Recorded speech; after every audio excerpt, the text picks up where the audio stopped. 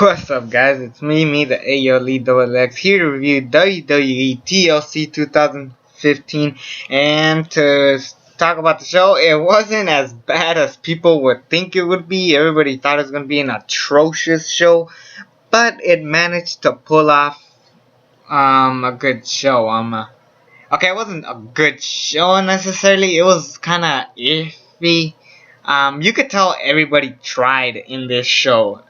They try to do different things. They try to just pull it off and make it all fun for you guys, for the audience, especially the main event, which I'll get to way later in the show. As you can tell, it's fucking raining. But that ain't gonna stop this review. So let's talk about the kickoff for. This was a good match. Sasha Banks and Becky Lynch. You can tell these girls have good chemistry. It was a good match. Obviously, their match at NXT TakeOver Unstoppable was one of my favorite matches this year. And the fact that this match was in the kickoff, it was like, this wasn't as phenomenal as that. It was just average. You know, it was like a little decent match, which was better than the one we got in the actual roster, which I'll get to later. But yeah, this match was good.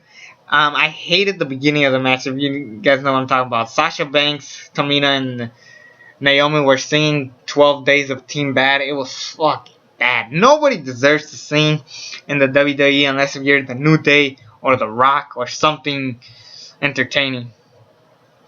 Now, I love Sasha Banks. And I love somewhat of Naomi. And by somewhat, you know what I mean. Becky Lynch is my wife. Obviously, I'm kidding. Yeah, this was just a fun match. Is it worth watching sometime in your life? Not really. It was just alright. It was good, but not great. Sorry, Mr. Real Robinson, for taking that from you, but I gotta do what I gotta do. But now let's move on to the actual show, and then we start off with a bang with the match of the night. New Day put their championships on the line against the Usos and the Lucha Dragons in an incredible ladder match. Oh my god, was this just fun, just outgoing. Everybody was just going left and right. It just kept going.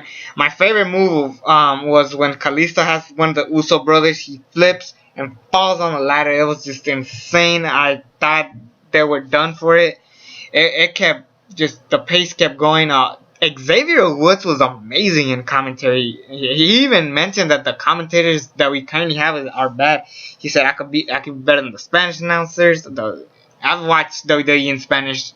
Trust me, Xavier Woods was better than that. Yeah, and then I remember when they're like, Kalisto's on the ground, and then Xavier was like, "That's Sin Cara. Don't you know? That's Sin Cara." Oh man, it was just amazing. Xavier Woods is the man. Yeah, dude, who knew that Xavier Woods is good on commentary, let alone on the mic? Everybody just had their moment to shine, especially the Lucha Dragons, because no one knows a lot about the Lucha Dragons. They just know them as former NXT Tag Team Champions, but now this is definitely their spot to shine. Even if they lost, they still managed to pull it off. Usos, I actually thought were gonna win, but instead the New Day wins because the Xavier Woods threw the trombone at Kalisto, and they managed to steal it. It was just a phenomenal match of the night by far. I almost went with a different match to be the match of the night, but I finally picked this one to be the match of the night. That's why this review is a little late. But then the rest of the show was kind of bland. I mean, Rusev defeated Ryback. All it was is a fake Lana bump, and then Ryback gets distracted and he loses.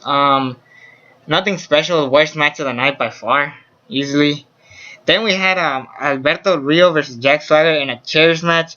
Like I said, everybody tried in this show. You could tell these guys tried, but the story was just so stupid. Zeb Coulter wasn't even in there, so there was no reason to care. Honestly, seeing Zeb Coulter on commentary would have at least helped this match somewhat. If Xavier Woods could help out their match, which even if without Xavier Woods on commentary, that match would still be amazing. But Xavier Woods on commentary was like icing on the cake. You know what I'm saying? But this match was like I said, they tried.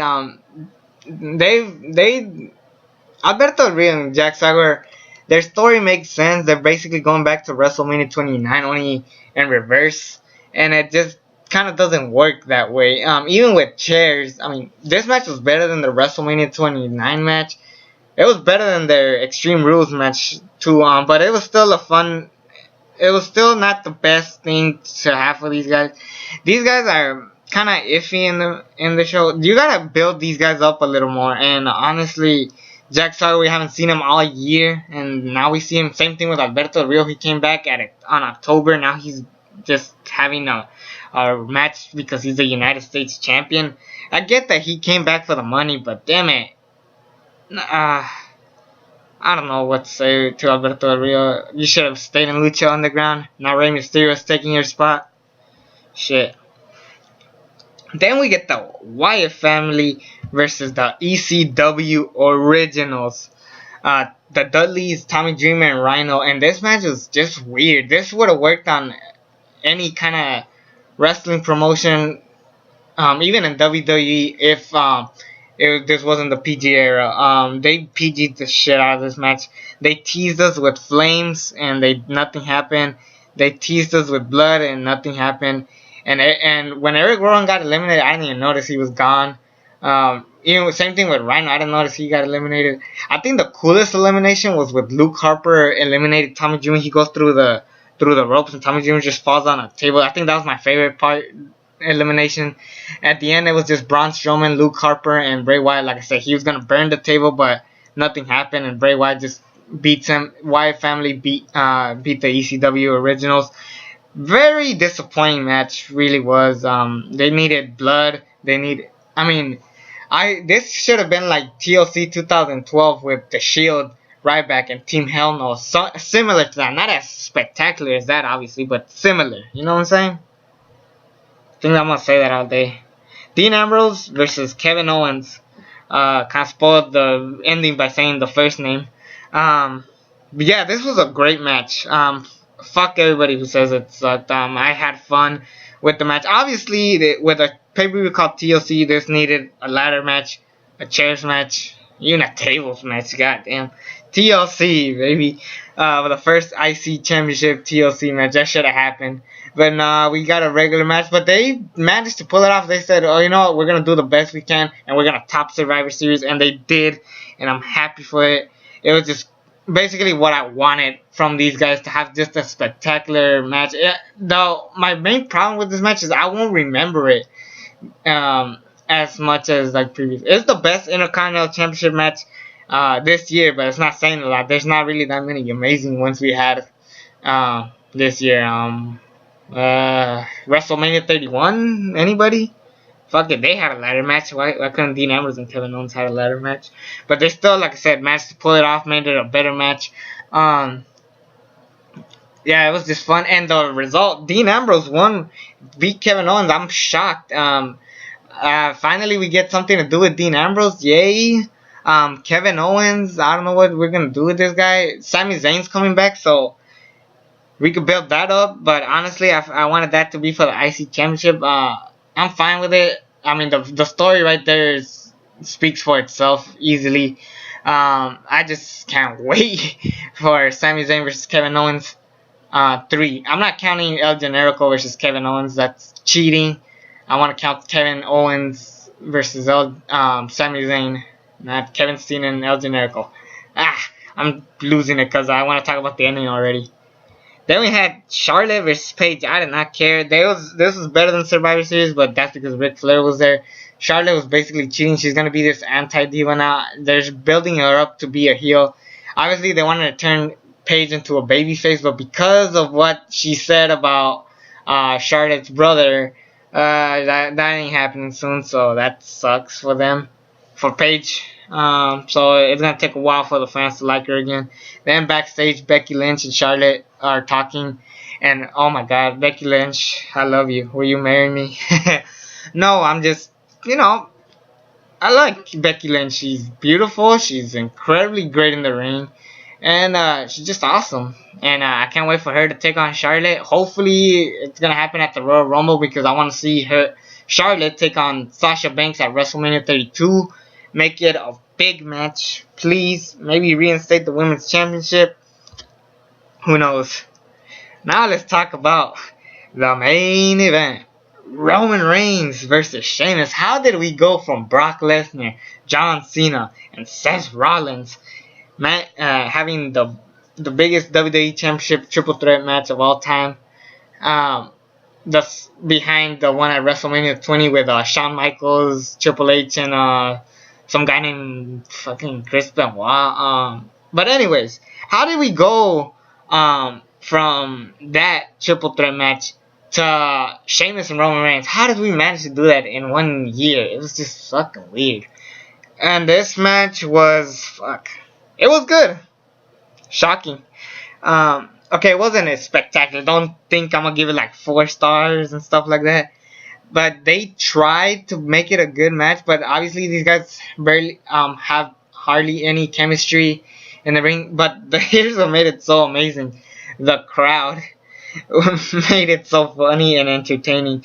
They were booing the shit out of this match. They were chanting for Seth Rollins. We wanted Daniel Bryan. We wanted ECW. Fucking anybody. John Cena. They cheered for John Cena. We want Cena. Cena sucks. We want Cena. Cena sucks. Oh my god. That was a great crowd. This reminds me of anytime WrestleMania, the night after WrestleMania. This is what the crowd felt like. And then it ends with Rusev and Alberto Del Rio coming in. They fuck up Roman Reigns' shot, and Sheamus retains the World Heavyweight Championship. And Roman Reigns looked like he was about to cry, and he beats the shit out of everybody with a chair. And here's where it picked up. The Authority comes in. Triple H tells him to stop, and Roman Reigns beats the shit out of Triple H, just going crazy on him, just beating him with a chair, just manhandling him. And then he was gonna throw him through the table, but it didn't break, so that sucks. And then they were carrying him out, and then I don't know, Roman Reigns spears Triple H, and he's like, I know I'm gonna get fired. Fuck this. Oh my god, they're cheering Roman Reigns finally. This is how you get Roman Reigns over, by making him a badass, not this fucking goofy tater top loving faggot. But no, this was a fucking great segment. Actually, the best thing of the night, even tops the ladder match in the beginning. Oh my god. So it was a good ending show and a good starting show. Everything in between was besides Kevin Owens and Dean Ambrose, everything else was pretty lame and kind of cheesy. They tried, like I said. I can't give this a 7 out of 10 because I don't know. It just no. I'm giving this a 6 out of 10. I'll be generous. 6 out of 10. Will I go higher eventually? Maybe. I don't know. Eventually, this show was passable, I guess. It's not going to be worth watching a lot. But definitely just check out the ladder match if you're looking for wrestling. If for story-wise, you could just YouTube Roman Reigns beats up Triple H or something like that. Dean Ambrose vs. Kevin Owens was good. It's just not memorable. Anyways, just I don't know. This show was and kind of. So, anyways, it's just me, the ALEXX. Subscribe to this channel if you haven't already. If you were entertained, like this video. Like I said again, subscribe. And until then, I'm out.